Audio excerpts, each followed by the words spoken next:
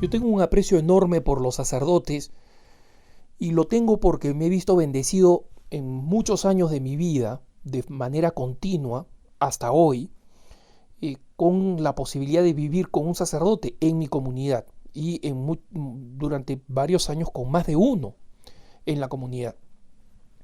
Y en consecuencia he sido testigo de primera mano de los esfuerzos que realizan y de por qué los católicos no solamente tenemos que pedir que el Señor envíe más obreros a sus mies, es decir, más vocaciones sacerdotales, sino también tenemos que agradecer al Señor por los sacerdotes que hoy tenemos.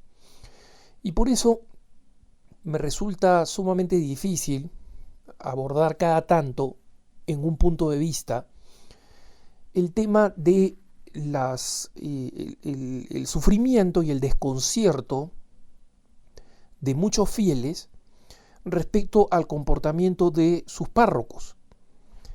Y no hablo aquí de personas excesivamente escrupulosas o muy detallistas que a veces lanzan críticas a los sacerdotes simplemente porque los sacerdotes tienen algún estilo o alguna característica personal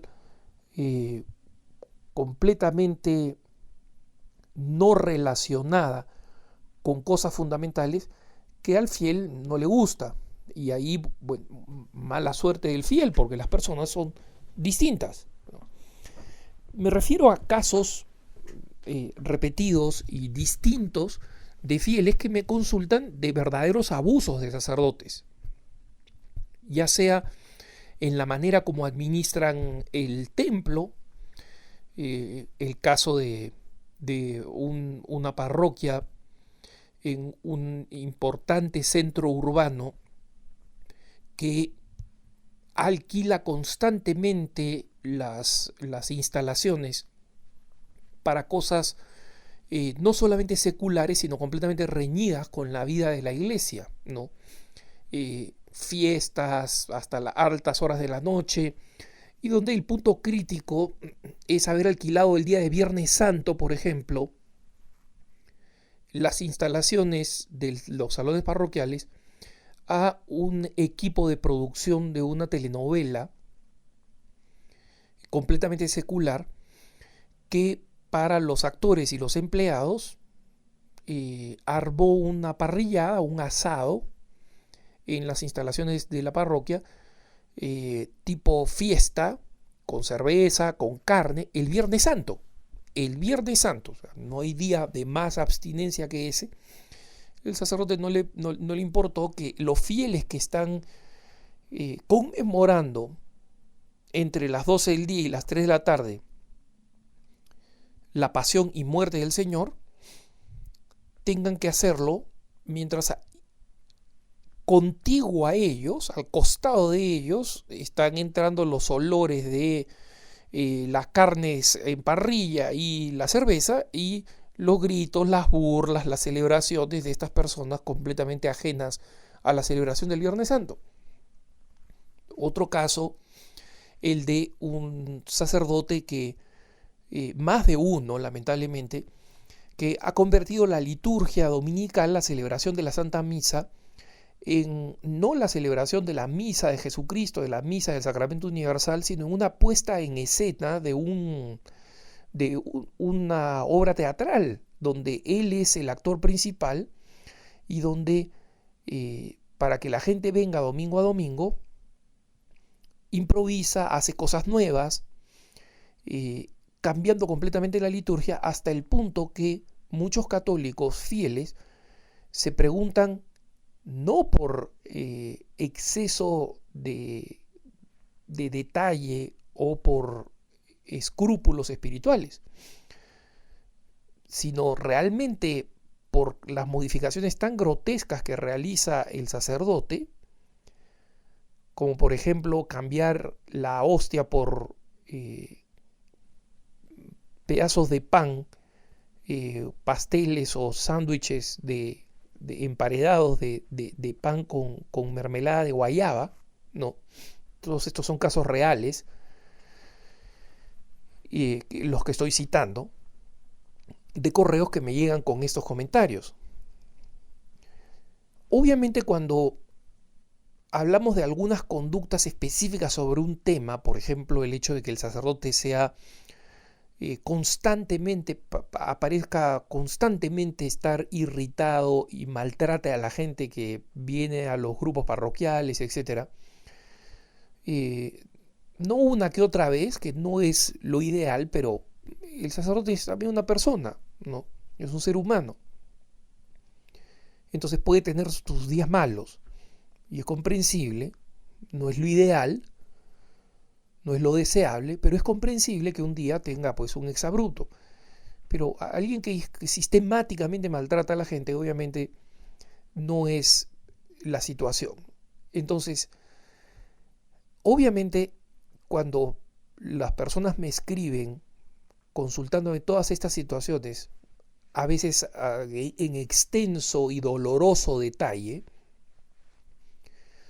no sé si realmente están esperando que yo sea capaz de resolver de alguna forma el problema, porque el problema solamente tiene dos soluciones cuando se trata no de fieles, quisquillosos, detallistas, fastidiosos que quieren que el sacerdote sea así o asá por gustos personales. No. Cuando digamos hay un malestar percibido por la mayoría de los fieles que tratan de llevar una vida parroquial de sobrevivencia, es decir, simplemente sobrevivir a lo que hace el sacerdote, ¿no? Entonces, en ese caso, solo hay dos soluciones: o el sacerdote cambia o cambian al sacerdote. Y con toda claridad, esos son los dos objetivos que los fieles se tienen que plantear. Hacer lo posible para cambiar al sacerdote con la corrección fraterna. Miren, hermanos, yo he visto muchos sacerdotes, la mayoría jóvenes, son más fáciles, son más adaptables, pero he visto varios sacerdotes mayores que han acogido, a veces inicialmente no de muy buen talante, pero que han acogido correcciones y han cambiado posturas, han cambiado actitudes. Entonces, eso es muy importante, porque cuando nosotros muchas veces damos por descontado que el sacerdote va a cambiar, y muchas veces nos quejamos, sufrimos, y nos quejamos probablemente con razón, en el sentido de que el sacerdote sí está haciendo cosas que son inaceptables, como algunas de las que he descrito, y son solamente algunas de las quejas que me llegan. Pero lo primero que tenemos que examinar es si es que hemos hecho una corrección fraterna correcta al sacerdote. Hablando con él, o varios feligreses yendo donde él y diciéndole: padre, mire, entendemos que hay este problema económico, pero digamos, la parroquia tiene que sobrevivir económicamente, pero cuando la sobrevivencia económica está por encima de la vida parroquial, entonces ya no tiene sentido tener una parroquia, pues, porque ya la hemos convertido en un local de alquiler, ¿no? Donde resulta que cada tanto tienen lugar liturgias católicas. Esa no puede ser una parroquia. Entonces, yo creo que muchas veces descartamos muy rápidamente la corrección fraterna al sacerdote. Y creo que hay que hacerla y hay que intentarla, ¿no?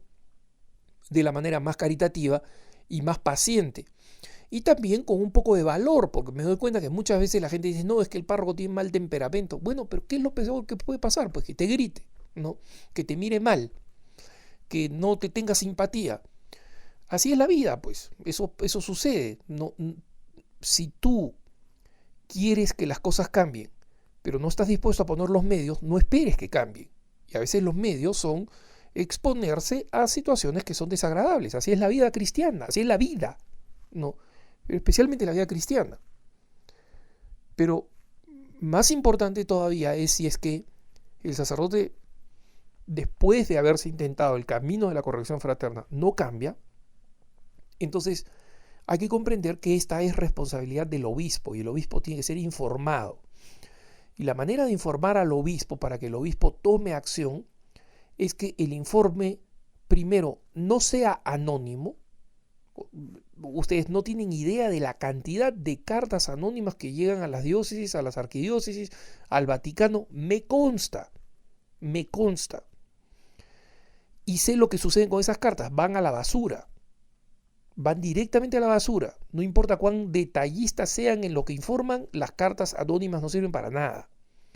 Entonces los fieles tienen que dar la cara, mejor si son un grupo de fieles y no solamente un parroquiano, o si varios fieles se ponen de acuerdo en escribir distintas cartas denunciando las mismas cosas, cada uno con su propio lenguaje.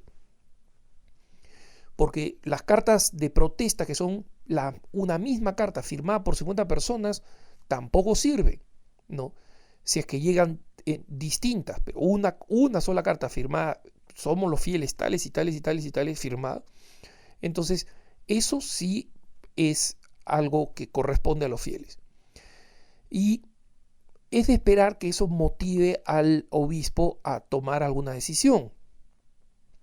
Si el obispo no la toma, entonces hay que caritativamente insistir con una carta diciendo: Excelencia, hemos enviado esta carta a usted, queremos saber si va a haber una respuesta.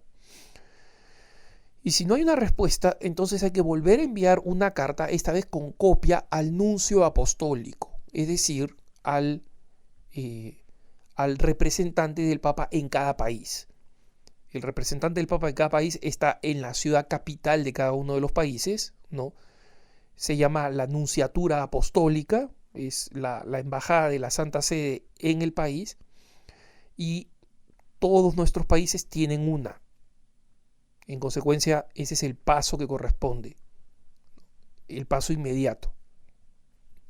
Entonces, es muy importante que nosotros comprendamos que estos pasos se tienen que tomar, pero comprendamos que no hay opciones fuera de esa. O cambia el sacerdote o cambian al sacerdote.